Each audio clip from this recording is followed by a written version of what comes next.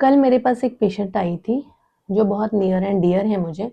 उसके डिलीवरी को 15 डेज़ बाकी थे। उसको 3 दिन से बहुत ज़्यादा हेडेक हो रहा था और फुल बॉडी पे अचानक से स्वेलिंग आया। उसको लगा हेडेक है तो वो डोलो ले लिया उसने और फुल स्वेलिंग तो प्रेगनेंसी में होता है। ऐसा करके 3 दिन के बाद उसने जब ये हॉस्पिटल में कॉल किया और वो फ़ॉलो-अप के लिए आई, उसका बीपी बहुत ज़्यादा बढ़ा हुआ था। उसके यूरिन में अल्ब्यूमिन लॉस हो रहा था, मतलब यूरिन में बहुत ज़्यादा प्रोटीन लॉस हो रहा था।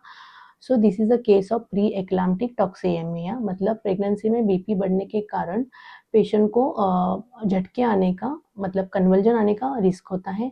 ये मदर एंड बेबी दोनों के लिए जानलेवा खतरा होता है, इसीलिए प्रेगनेंसी में आपको रेगुलर फॉलोअप के लिए जाना है, आपका बीपी चेक में रखना है और ऑलरेडी आपको बीपी है तो आपको मेडिसिन टाइम टू टाइम लेना है। और इसके बावजूद अगर आपको कुछ हाई रिस्क सिम्टम्स आते हैं, जैसे कि आपको बहुत ज़्यादा हेडेक हो रहा है, फुल बॉडी पे स्वेलिंग आया है, या आँखों को अंधेरी आया है, या आपको चक्कर आ रहा है, या आपके अपर एब्डोमेन में पेन हो रहा है, आपको वॉमिटिंग हो रहा है, या आपको अचानक से ब्लीडिंग हो रहा है, आपको बेबी के फीटल मूवमेंट्स नहीं मिल रहे हैं, तो इमीडिएटली आपको डॉक्टर के पास जाना है।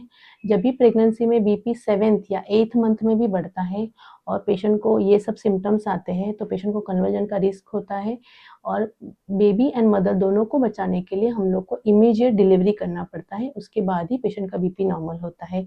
इसीलिए ये केस में जानकारी ही बचाव है। तो ऐसे कोई भी हाई रिस्क सिम्पटम्स आपको आते हैं तो आपको इमीडिएटली डॉक्टर को कंसल्ट करना है। Thank you.